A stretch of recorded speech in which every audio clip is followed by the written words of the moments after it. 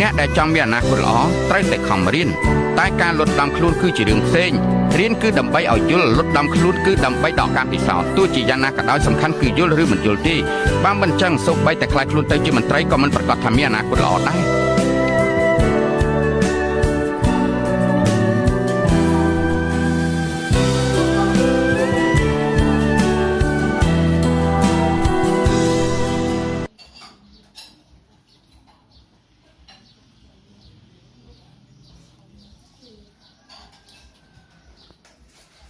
Sư anh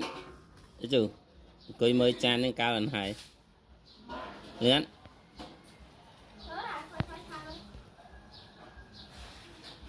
kiệt anh cười mới chan ngại cười liên chan cười bà đá mơ bà đá tất hai thưa bà đá rồi cười mơ những mệt hai